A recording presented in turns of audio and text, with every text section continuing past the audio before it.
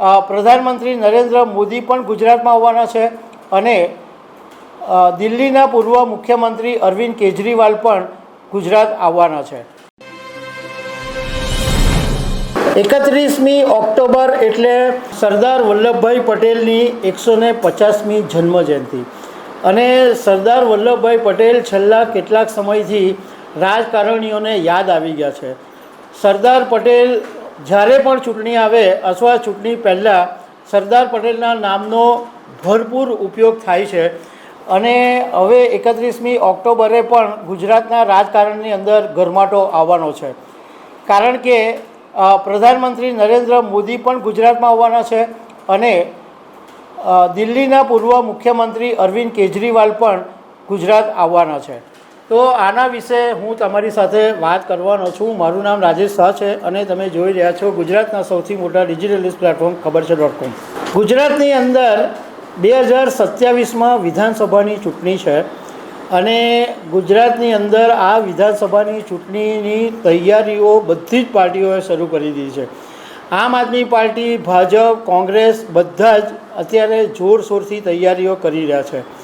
તો 31મી ઓક્ટોબરે અરવિંદ કેજરીવાલ ગુજરાત આવવાના છે, કારણ કે આ વખતની વિધાનસભાની ચૂંટણી છે એમાં આમ આદમી પાર્ટીને ત્રીજી પાર્ટી તરીકે ઊભો થવામાં બહુ રસ છે અને આ વખતે આમ આદમી પાર્ટીને એક મુદ્દો બી મળી ગયો છે ખેડૂતોનો, કારણ કે હમણાં તાજેતરની અંદર બોટાદમાં આમ આદમી પાર્ટીએ ખેડૂતો માટે એક આંદોલન શરૂ કર્યું અને એ આંદોલનને કારણે ખેડૂત નેતાઓ, આમ આદમી પાર્ટીના નેતાઓ જેલ ભેગા થઈ ગયા અને હળદર ગામની અંદર તો મહાપંચાયતમાં ભારે ઘર્ષણ પણ પોલીસની સામે થયું।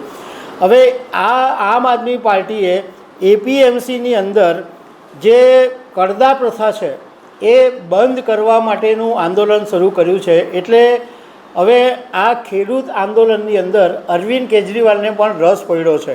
એટલે 31મી ઓક્ટોબરે અરવિંદ કેજરીવાલ અને પંજાબના મુખ્યમંત્રી ભગવત માન સુરેન્દ્રનગરના લીમખેડા વિધાનસભા ક્ષેત્રના સુદામડા ગામે ખેડૂતોની મહાપંચાયતમાં હાજરી આપવા માટે આવવાના છે।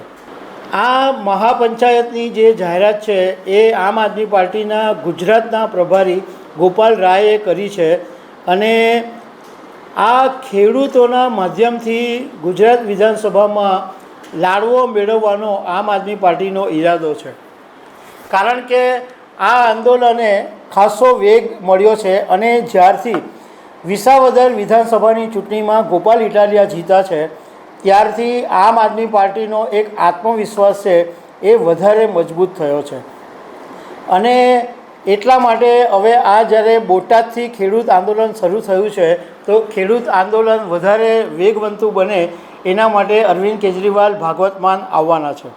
બીજી તરફ 31મી ઓક્ટોબરના દિવસે જ પ્રધાનમંત્રી નરેન્દ્ર મોદી સરદાર વલ્લભભાઈ પટેલની 150મી જન્મજયંતિ નિમિત્તે સ્ટેચ્યુ ઓફ યુનિટી પર રાષ્ટ્રીય એકતા દિવસની ઉજવણી કરવા માટે આવવાના છે। એટલે 31 ઓક્ટોબરે ગુજરાતના રાજકારણની અંદર જબરજસ્ત ગરમાટો આવવાનો છે।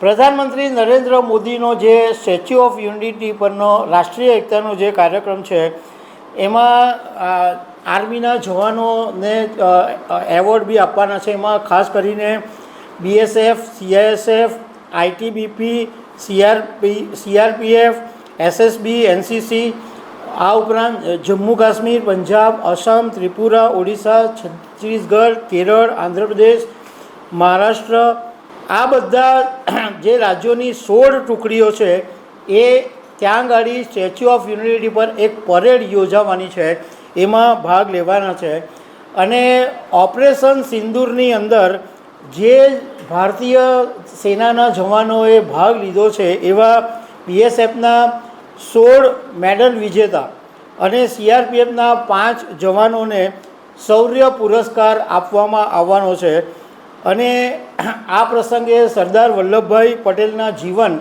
અને વારસાને દર્શાવતું એક નાટક લોહ પુરુષ પણ રજૂ થવાનું છે। આ બંને કાર્યક્રમો 31 ઓક્ટોબરે મહત્ત્વના રહેવાના છે, કારણ કે અરવિંદ કેજરીવાલ ખેડૂતોની સભા ગજવશે અને 31 ઓક્ટોબરે પ્રધાનમંત્રી સ્ટેચ્યુ ઓફ યુનિટી પર આ કાર્યક્રમો કરવાના છે. તો દર્શક મિત્રો, આવી અનેક વાતો સાથે અમે તમને મળતા રહીશું. Thank you very much.